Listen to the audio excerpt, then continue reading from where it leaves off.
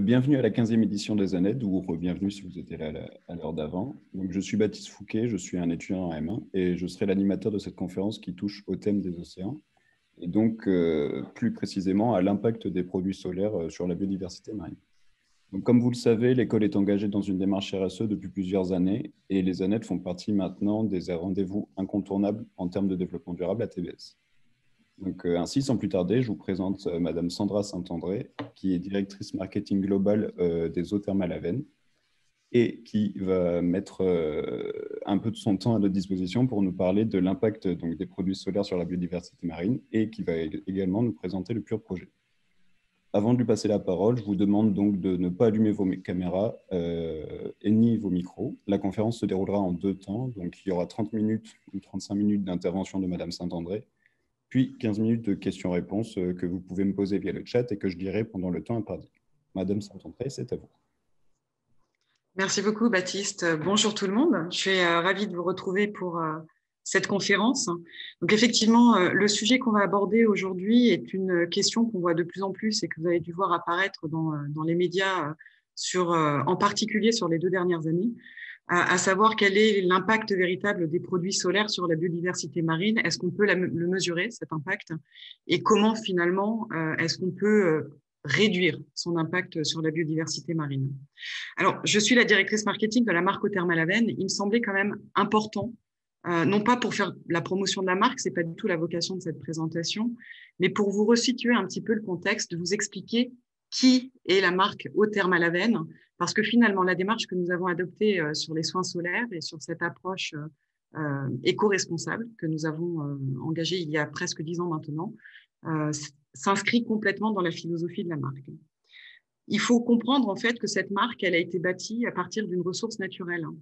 Une ressource naturelle qui est une eau minérale, une eau thermale, l'eau thermale d'Avesnes, une eau thermale qui jaillit dans un parc naturel régional, celui du Haut-Languedoc, à Avesnes-les-Bains. Avesnes-les-Bains, c'est un petit village dans l'Hérault, et dans une région protégée. Et c'est dans cette région protégée que jaillit cette eau thermale d'Avesnes qui vient alimenter à la fois la station thermale, où nous soignons des patients atteints de pathologies dermatologiques inflammatoires comme l'eczéma ou le psoriasis, mais nous aussi, nous produisons l'ensemble des produits de la marque Eau Thermales Avennes parce que nous injectons dans ces produits de l'eau thermale d'Avesnes qui a des vertus apaisantes intéressantes pour les peaux sensibles. Donc, on est au départ une entreprise et une marque particulière qui a un ancrage territorial extrêmement fort et une vocation à respecter l'environnement dans lequel elle se développe. Ces patients que nous les accueillons parce que cette eau thermale, elle est active, c'est une eau de soin. Alors, ça paraît un peu curieux. Moi-même, la première, avant de travailler pour cette marque, je me disais, bon, une eau thermale, c'est efficace, oui, ok, très bien. Mais quand on voit ce type d'image, donc ça, c'est le petit Lucas qui est venu par 2 fois sur la même année à Avesnes, on voit qu'effectivement, une eau thermale a des propriétés et a des vertus thérapeutiques. On est face à une eau qui soigne. Et quand M. Pierre Fabre, fondateur du groupe éponyme, les laboratoires Pierre Fabre, a racheté la source thermale d'Avesnes en 1975, il a eu 2 priorités. La première, ça a été évidemment de comprendre pourquoi et comment cette eau thermale d'Avesnes pouvait être aussi efficace sur ces maladies inflammatoires. Et la deuxième, qui était à équivalence avec la compréhension des mécanismes, ça a été de mettre en place un plan de sauvegarde de cette ressource. Et ce plan de sauvegarde, l'idée, c'est d'aller encore plus loin que ce qu'un parc naturel régional peut nous imposer pour faire en sorte que cette source thermale qui coule à flot continu et dont on ne prélève que l'excédent pour la fabrication de nos soins et pour la station thermale, puisse perdurer pour encore des siècles et des siècles.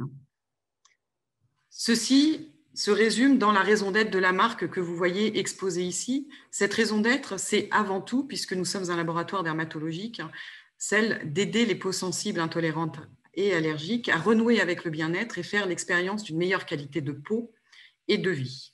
Pour faire ceci, nous avons travaillé de façon très active tout au long des années, mais en particulier sur les 2 dernières années, en collaboration avec Pure Projet, sur la définition d'une mission RSE de la marque Eau Thermales Avennes pour encore mieux préciser les actions et les engagements que nous pourrions prendre pour le futur et pour faire en sorte que les générations futures puissent profiter de l'environnement dans lequel on évolue aujourd'hui avec le moins de dégradation possible, si c'est encore possible, malgré les dégâts qui ont été faits. La mission de la marque, c'est bien d'innover pour la santé des peaux sensibles. On est une marque à ancrage dermatologique tout en respectant la nature. Et quand vous voyez que la marque est fondée à partir d'une eau thermale, donc à partir d'eau, il était évident pour nous que l'impact de la marque sur l'eau au sens large, et je comprends par là les océans, devait être pris en compte dans sa complétude. Et c'est pourquoi, il y a 10 ans maintenant, nous avons engagé un travail de fond sur cette empreinte environnementale que pouvaient avoir nos produits solaires vis-à-vis des océans, parce que effectivement, si la mission première d'un soin solaire, c'est bien de protéger la peau du développement de cancers cutanés, et on voit qu'aujourd'hui, il y a un accroissement et une augmentation sensible de ces cancers cutanés qui méritent que nous apportions des solutions aux peaux sensibles, mais aussi à toutes les peaux à travers le monde, des solutions qui soient efficaces et qui viennent véritablement accompagner les gens, tout un chacun, à mieux se protéger au quotidien parce que le soleil a ses effets délétères que nous connaissons. Il y a certes le cancer, mais il y a aussi des effets sur le vieillissement cutané. Et ça, c'est quelque chose que nous faisons de façon forte et puissante en collaboration avec des fondations, la European Skin Cancer Foundation, Euromélanoma, les professionnels de santé depuis 30 ans. C'est notre expertise. C'est notre expertise et une expertise qui est largement reconnue aujourd'hui chez les professionnels de santé, mais aussi par les consommateurs, puisque les résultats de la marque sur ce segment de marché sont largement au rendez-vous. On a une expertise, mais à partir de là, on se dit, bon, on a des produits solaires et quand on s'applique un produit solaire, à un moment donné, on va être en contact avec de l'eau, que ce soit l'eau des océans, puisqu'on s'y baigne, mais aussi l'eau de la douche. On va se rincer et cette eau de rinçage, à un moment, elle revient dans la nature. Et globalement, quand on regarde comment est fabriqué un produit solaire, on se dit, il y a peut-être quelque chose à faire. Et en particulier par rapport à cette dimension océan, dont vous savez que les océans sont les poumons de la planète. On a souvent tendance à parler de l'Amazonie et de la préservation des forêts, ce qui est important et ce qui est fondamental, mais préserver les équilibres des océans est quasiment aussi critique que celui de préserver celui, et même plus critique que celui de préserver celui des forêts. 65% de la production d'oxygène de la planète est assurée par les océans. Et les océans sont un puits de carbone. Un puits de carbone qui est mis en danger par le réchauffement climatique, mais c'est encore aujourd'hui un puits de carbone qui permet d'absorber 30% du CO2 de l'atmosphère. Donc, on a un devoir de venir respecter les océans et de venir respecter leurs équilibres. Et même en tant qu'industriel et donc que commerçant finalement, puisque notre vocation c'est quand même de vendre des produits pour le bien-être certes des personnes, mais on se doit aussi d'être attentif à l'impact que nous pouvons avoir sur l'ensemble de notre environnement. Un point qui est de plus en plus critique, dont vous entendez parler, alors certes, ce ne sont pas les soins solaires qui sont les plus responsables, mais le réchauffement climatique, la pollution, la pêche à la dynamite, un certain nombre d'actions humaines ont fait que dans les 30 dernières années, 30% des récifs coralliens ont été détruits de façon irréversible. Ça sous-entend que les récifs coralliens se détruisent de l'ordre de 1% par an.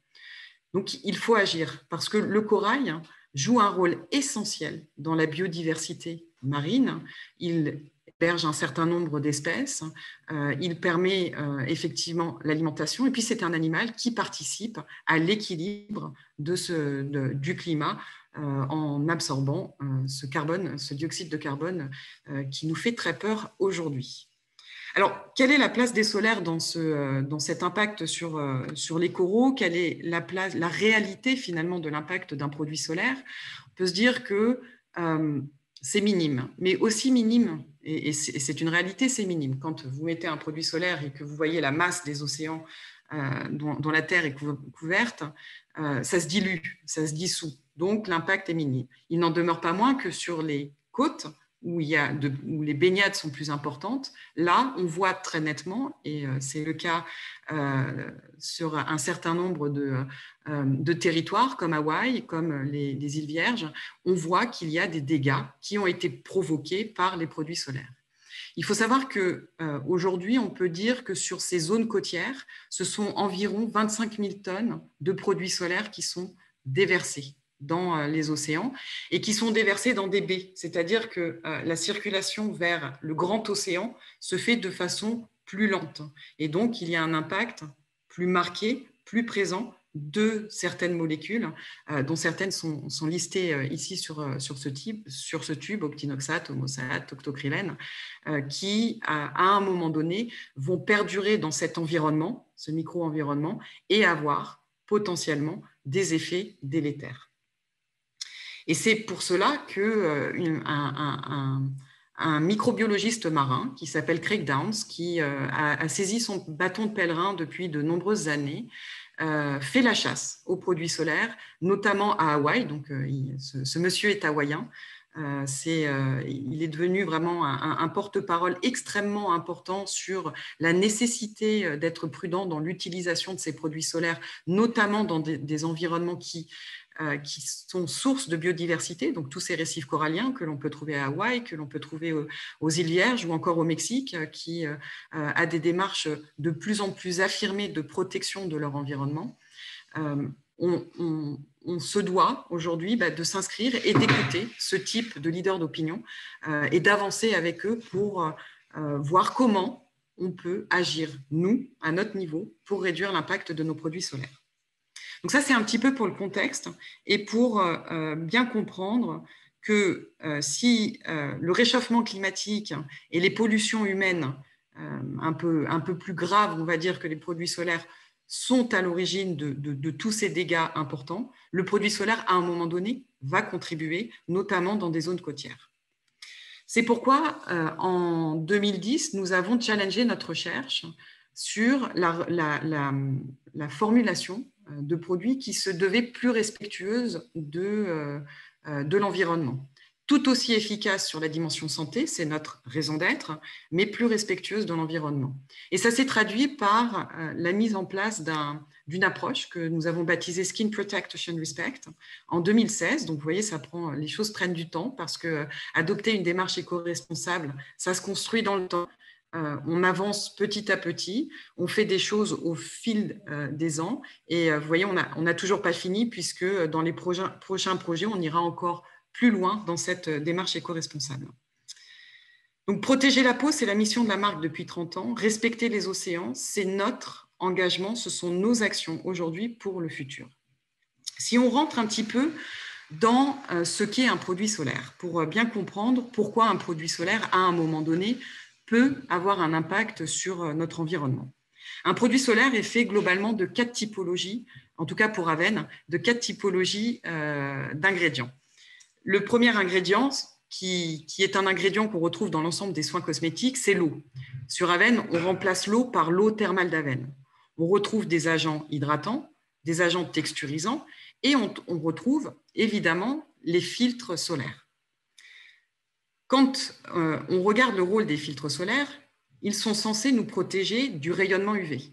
Donc, ils ont été développés pour être particulièrement stables dans le temps. Sinon, leur effet protecteur ne serait pas durable. Donc, une manière de réduire l'empreinte environnementale, ce serait de réduire la concentration en filtre UV des formules. Et de réduire cette concentration, ça c'est une chose, mais il y aurait toujours des filtres UV. Eh bien, d'en vérifier, et je vous prie de m'excuser pour l'erreur, mais d'en vérifier la non-écotoxicité sur l'environnement. Et ça, c'est quelque chose qui n'est pas simple, vous allez le voir pour la suite.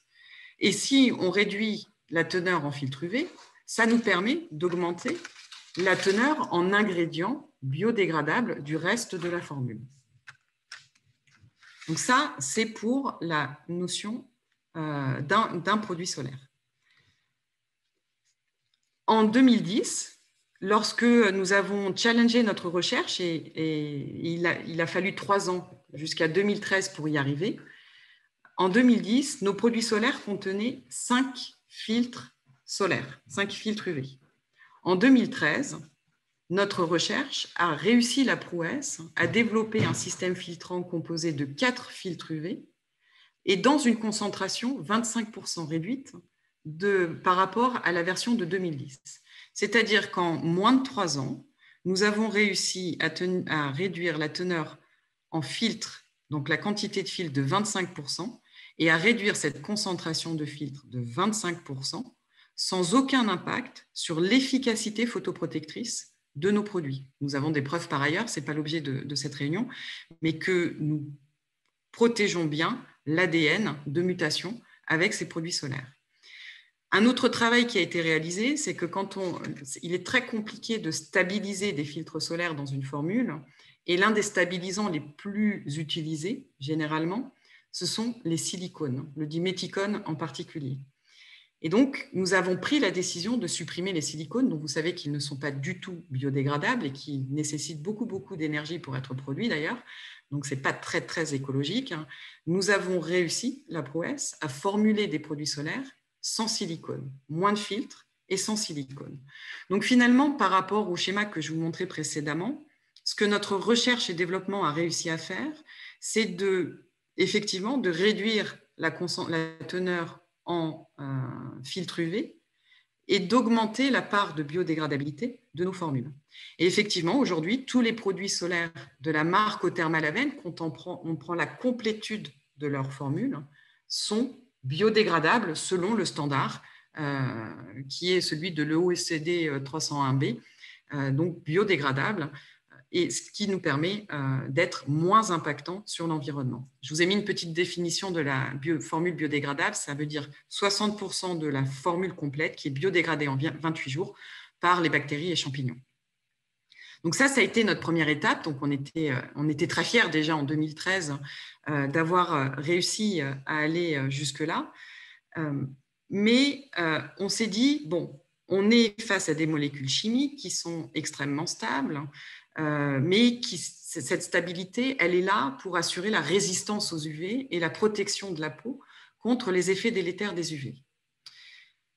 Les filtres, il en existe de 2 catégories. On a ce qu'on appelle les filtres organiques ou chimiques d'un côté, et les écrans minéraux. Alors les écrans minéraux, vous allez me dire, bon bah ça va, c'est du minéral, c'est plus neutre, c'est globalement ce que nous trouverions dans les produits solaires dits bio.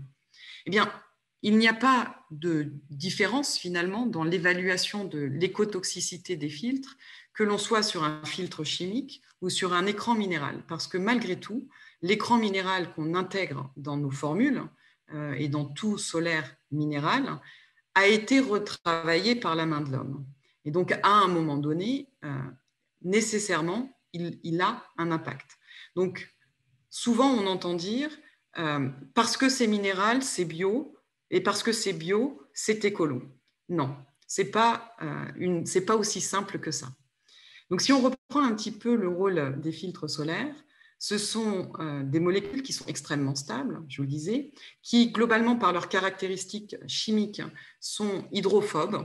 Hydrophobes, ça veut dire qu'elles ne vont pas se mélanger dans l'eau, elles vont pas...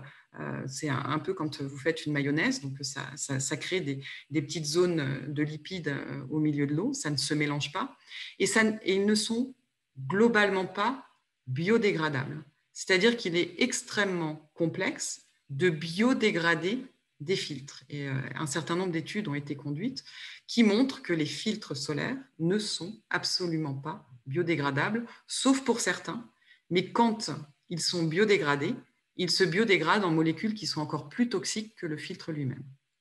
Donc, le comportement, c'est j'applique mon produit solaire, j'arrive, je vais me baigner, que devient ma crème solaire et que deviennent mes filtres solaires? Globalement, à un moment donné, comme ils sont hydrophobes, ils ne vont pas se mélanger à l'eau. Ils vont avoir tendance à descendre dans ce qu'on appelle la colonne d'eau et venir se déposer sur le fond des océans. Mais quand ils descendent dans la colonne d'eau, ils vont être en contact avec des micro-organismes, comme le zooplancton, qui sont des micro-organismes solides, ou le phytoplancton. Et du coup, ce filtre solaire ou cet écran va à un moment potentiellement se fixer sur ces micro-crevettes ou ces micro-algues que l'on retrouve dans toute la colonne d'eau des océans. Et quand on sait que ces micro-crevettes, pardon, du coup je suis allée un peu trop vite, rentrent à un moment donné dans la chaîne alimentaire marine, on se dit, mais du coup, si la micro-crevette est mangée par son poisson, qui lui-même est mangé par un plus gros poisson et lui-même mangé par un requin ou l'ours polaire, est-ce qu'il n'y a pas une bioaccumulation de ces filtres qui, à un moment donné, vont générer des impacts néfastes sur la vie en tant que telle? C'est pourquoi, au-delà de réduire cette teneur en filtre, il nous a semblé extrêmement critique et fondamental d'aller évaluer l'écotoxicité des filtres solaires que nous pouvons utiliser, mais que d'autres peuvent utiliser aussi. Pour ce faire, on a fait appel, donc ce ne sont pas les laboratoires Pierre Fabre qui ont travaillé ça directement, on a fait appel à un laboratoire indépendant qui est l'Observatoire océanologique de Bagnols-sur-Mer, qui appartient à l'Université Paris-Sorbonne et qui est une collaboration avec le CNRS, membre de la European Marine Biological Resource Center. On a fait appel à ce laboratoire pour lui soumettre notre problématique et pour qu'il imagine et qu'il développe des méthodologies qui nous permettraient d'évaluer l'écotoxicité réelle de nos filtres. Et c'est ce qu'ils ont fait. C'est ce qu'ils ont fait parce que, comme je vous le disais, eux jouent un rôle fondamental en tant que laboratoire océanologique de veille sur ce qui peut générer des déséquilibres dans la vie marine en général. Donc, ils ont été très intéressés par la demande des laboratoires Pierre Fabre et ont été très enthousiastes parce qu'effectivement, si on abîme le début de la chaîne alimentaire phytoplancton, zooplancton, c'est probablement toute la chaîne alimentaire qu'on est susceptible d'abîmer demain. Donc, ce qu'ils nous ont proposé, ce qu'ils ont mis au point, alors Rome ne s'est pas construite en un jour et tous ces protocoles ne se sont pas réalisés non plus en un jour parce qu'il y a une complexité dont il faut tenir compte et que certains laboratoires ne prennent pas en compte quand ils réalisent un certain nombre de manipulations. Je ne rentrerai pas dans la polémique, mais c'est que, je vous le disais, les molécules solaires, les filtres, sont hydrophobes. Donc, généralement, quand on les met dans un bécher ou quand ils vont passer dans des tuyaux, ce qui va se passer, c'est qu'ils vont se coller aux parois de ces béchers et de ces tuyaux. Et ce qui fait que quand on va aller regarder si le corail qui est dans l'aquarium a été touché ou pas touché, ben, finalement, on ne voit pas de filtre solaire. Et pour cause, puisqu'ils se sont collés contre les parois. La prouesse des laboratoires océanologiques de Banyuls, ça a été de mettre au point une technique de dosage qui permette de pallier cette problématique de filtres qui se collent aux parois et donc qui disparaissent finalement de l'expérience. Et donc, alors, je ne saurais vous détailler cette technique, mais en tout cas, ça a été mis en œuvre. On retrouve bien des filtres dans les micro-environnements qu'ils ont évalués, et ces micro-environnements sont de l'ordre de 3. On a du phytoplancton avec le choix d'une microalgue qui est représentative des microalgues, le choix d'une micro-crevette, Artemia salina, qui est un zooplancton, qui est représentatif des microplanctons, et le choix d'une espèce de corail qu'on retrouve partout dans les océans, donc qui est assez générique sur tous les océans de la planète, qui est le Pocillopora d'Amicornis. Et donc, ils sont allés évaluer la toxicité, l'écotoxicité de différents filtres qui existent sur le marché, dont les filtres de la marque Eau-Thermal-Aven, qui sont dans les produits que les 4 filtres que je vous ai cités tout à l'heure.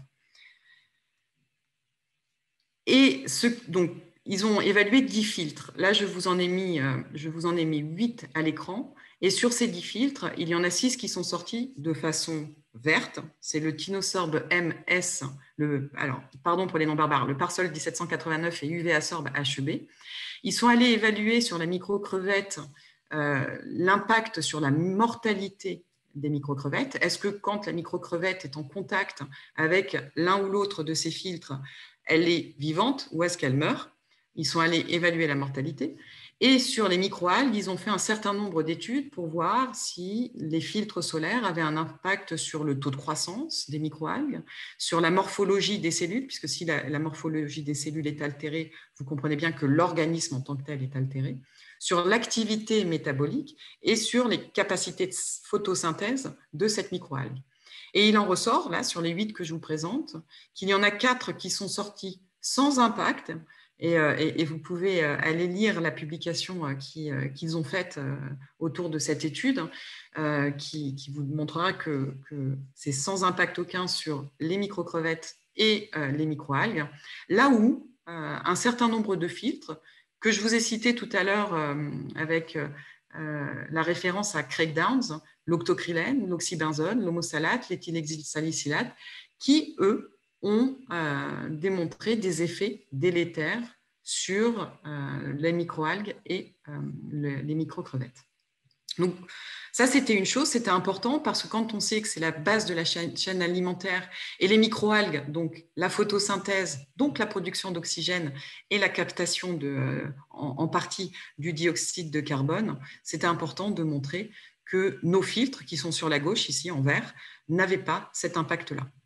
Alors, je vais être tout à fait transparente avec vous. Aujourd'hui, nous avons des produits sur le portefeuille de la marque qui sont des formes solides, qu'on appelle des sticks solaires, et qui, jusque-là, contenaient de l'octocrylène, qu'on a remplacé pour des raisons évidentes de problématiques de santé publique. L'octocrylène est source d'allergies, mais aussi évidente d'environnement, puisqu'il y a un certain nombre de publications qui décrivent l'octocrylène aujourd'hui.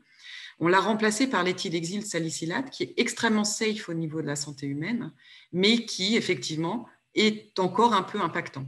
Il y a parfois des contraintes qui sont les nôtres, qui font qu'on doit faire des choix. Alors, le premier des choix que nous faisons, c'est celui de préserver la santé des peaux sensibles, parce que c'est notre vocation première. Et demain, quand nous serons en capacité sur ces sticks de remplacer l'éthylhexylsalicylate par du Tino-M ou du Tino-S, nous le ferons, mais aujourd'hui, ce n'est pas possible. En tout cas, la plupart de nos produits solaires aujourd'hui sont formulés avec ce système filtrant-là, et notre volonté est bien d'aller en ce sens. Donc aujourd'hui, quand on communique sur l'offre 50+ de la marque Oterma-Labène, on est bien sans impact sur des espèces représentatives de zooplancton et de phytoplancton. On a été plus loin pour aller regarder ce qui se passe sur le corail.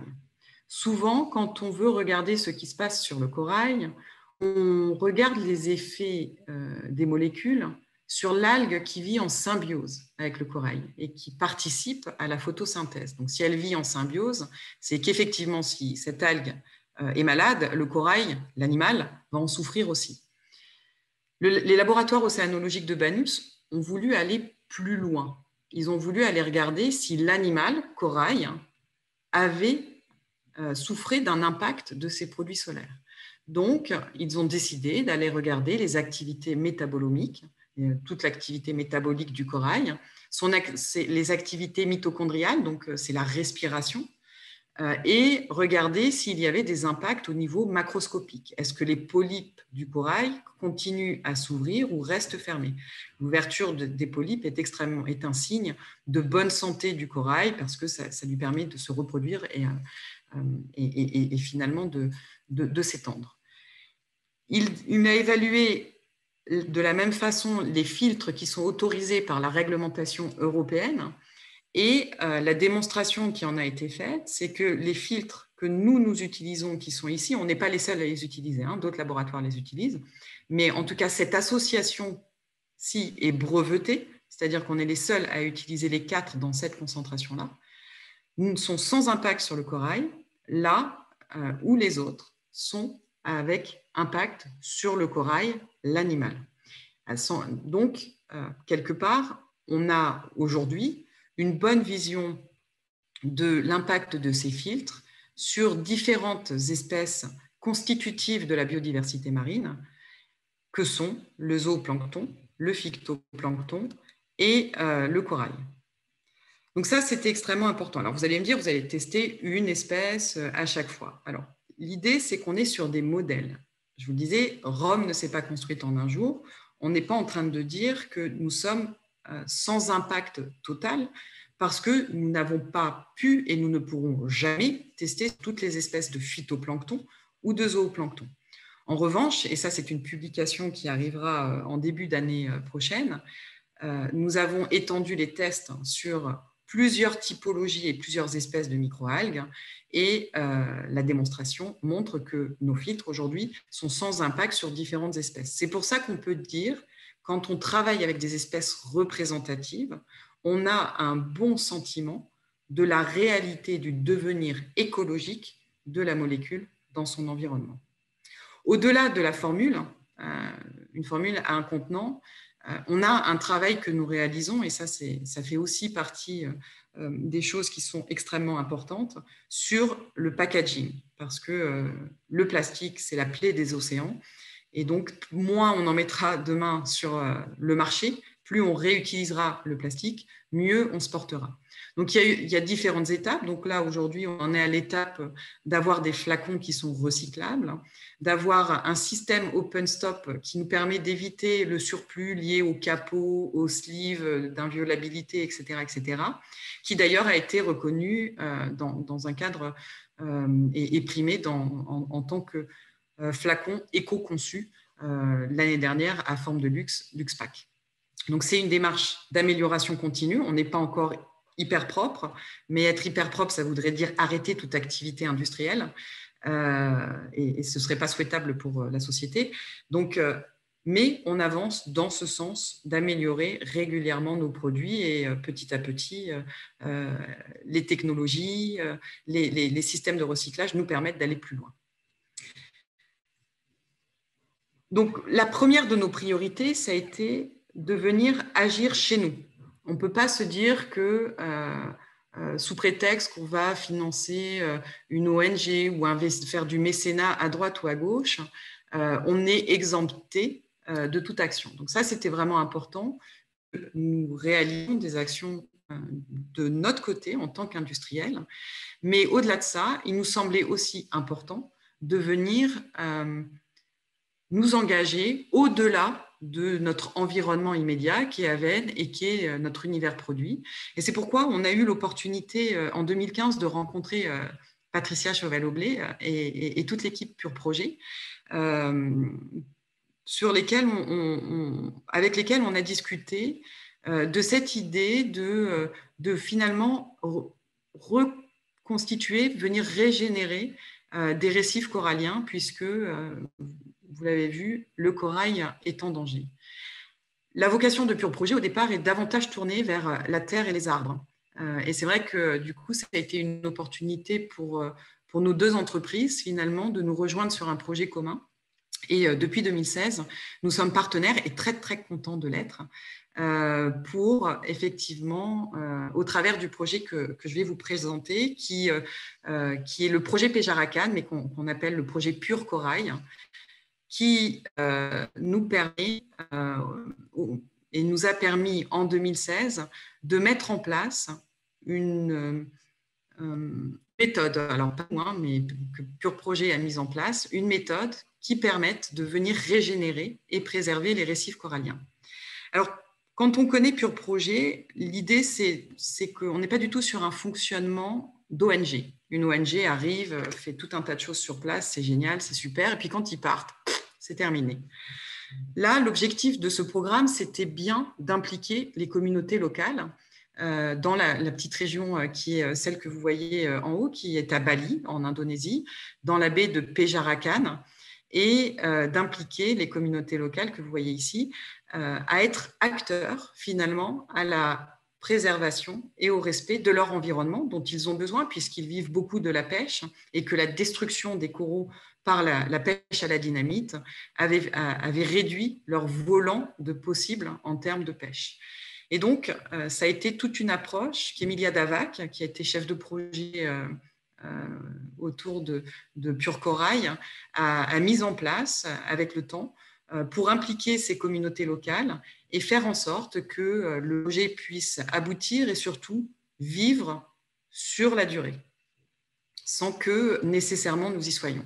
Alors, moi, j'ai eu la chance d'y aller et vraiment, j'étais extrêmement ravie de pouvoir aller voir les résultats de ce programme. Donc, vous avez une photo que j'ai pu prendre là-bas. Donc, c'est Péjarakan à Bali, en Indonésie.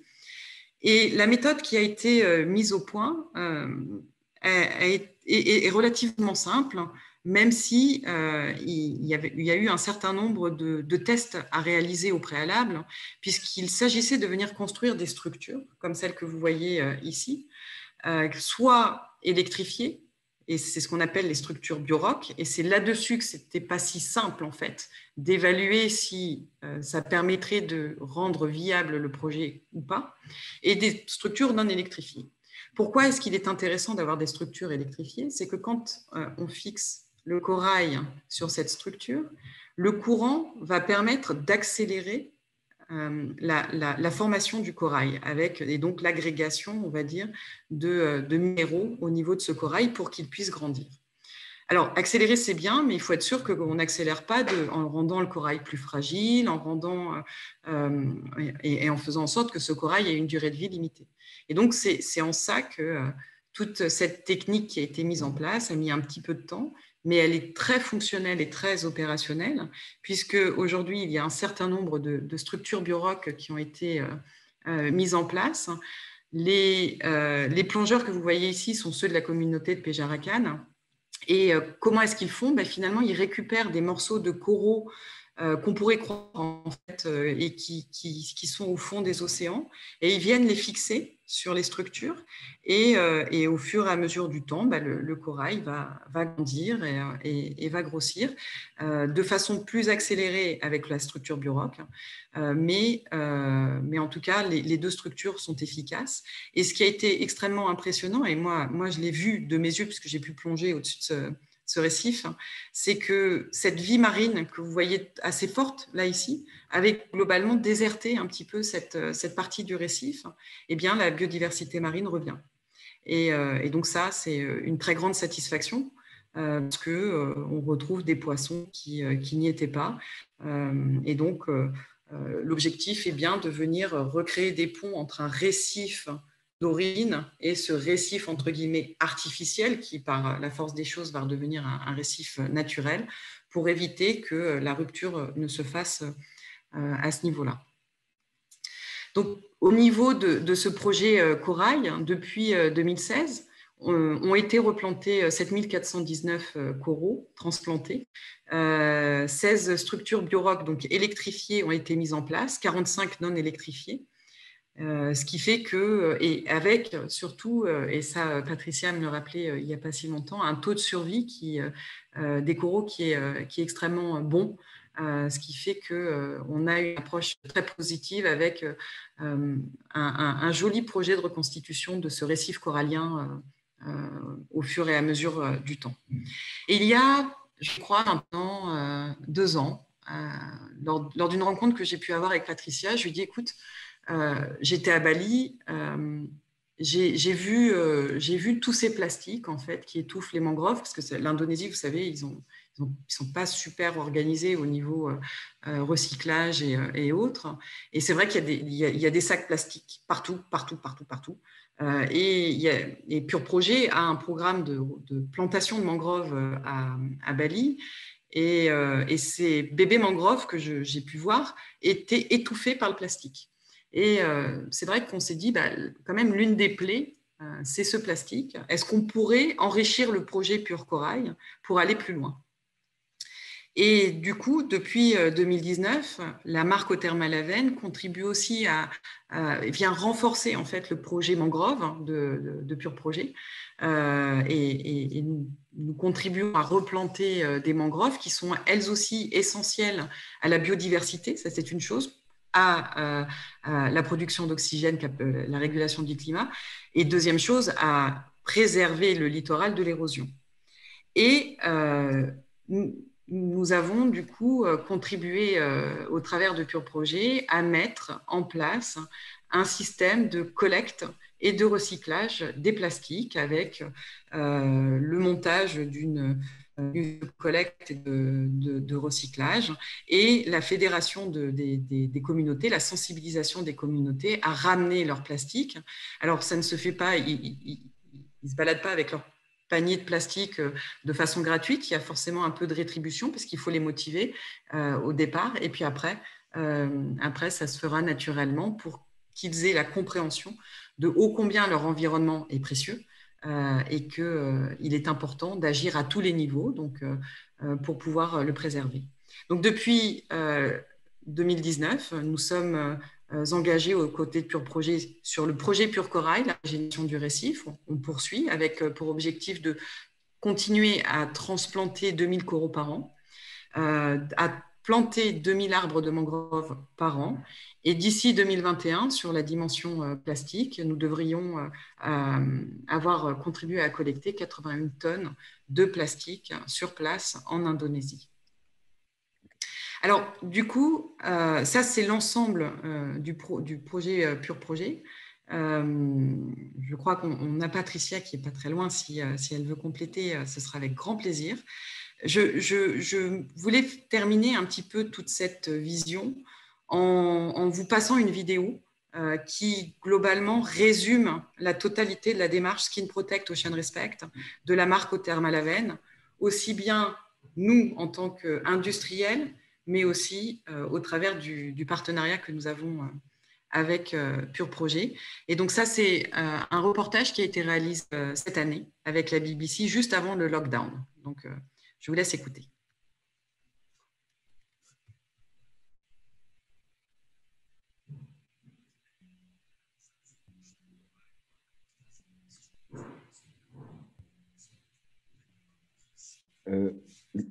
Sandra ?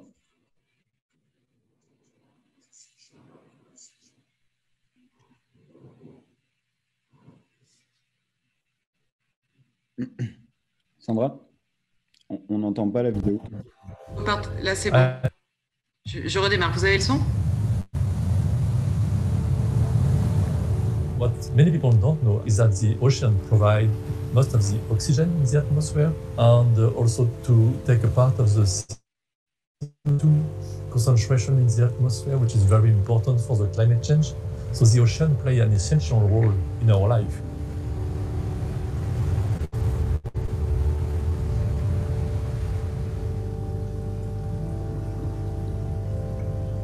I'm a marine biologist working on ecology and biotechnology, and we are looking at the role of microbes in aquatic ecosystems.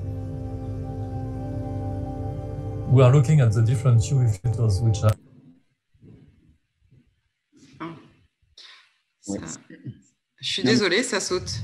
Non, mais je pense que peut être working on ecology and biotechnology, and we are looking at the role of microbes in aquatic ecosystems.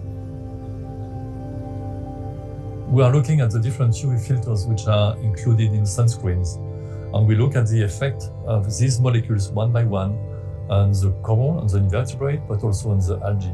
And we try to understand which of these molecules should be removed from the formulations in general because they are toxic. We started to have some collaboration with a PRFAB company, with Avin Products, to have a look at the different UV filters that they use. As soon as we find some results who demonstrate, for example, any toxicity on marine organisms, they try to remove as soon as possible this UV filter.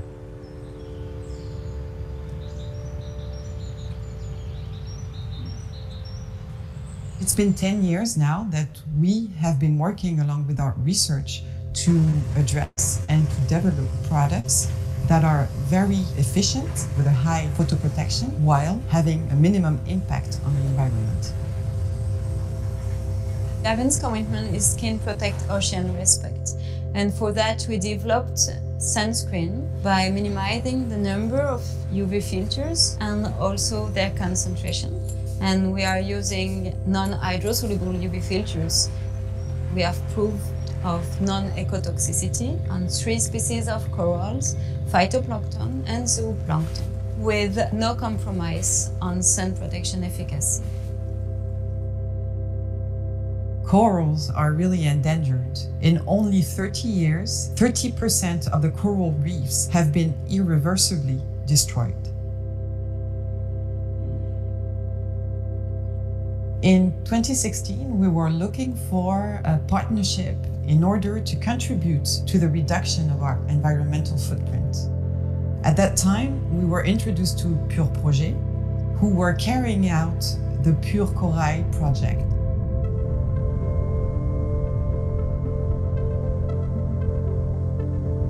Coral reefs are often referred to as the rainforest of the oceans. They cover a tiny part of our Earth, less than 1%, but are home to over a quarter of marine life. This represents over 1 million different species. If the corals disappear, then the whole life associated with the corals will disappear as well.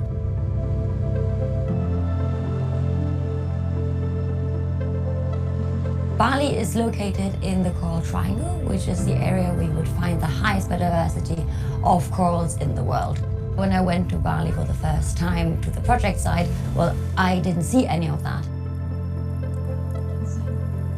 And so the project we then set up with the community there was to restore the coral reefs while building an artificial reef. We have now sunk a total of 80 structures with 9,000 corals transplanted, and the area is covering a total of 3 hectares. It's great to see that even the biodiversity on top of the corals have come back already, so we can now see a great diversity of fish that are calling the artificial reef their home. ION is committed to reduce the negative impacts that sunscreens have on the environment. So the project goes hand in hand with this commitment. Pierre Fabre Laboratories' motto is taking care, living better. And I think that with this Skin Protect Ocean Respect project, it's not only a thought, it's really concrete.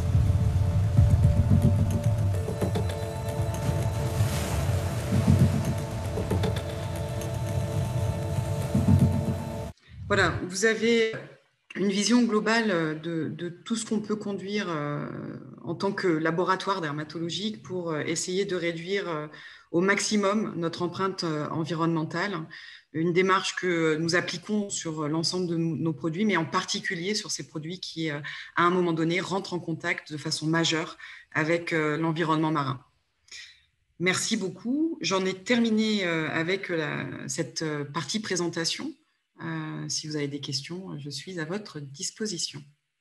Oui, donc merci beaucoup déjà pour votre présentation. Et oui, j'ai quelques questions en attendant que le public les pose dans le chat. Donc, je vais vous poser une question. Oui, vos flacons et vos tubes sont en plastique, donc c'est vraiment peu éco-friendly, pardon.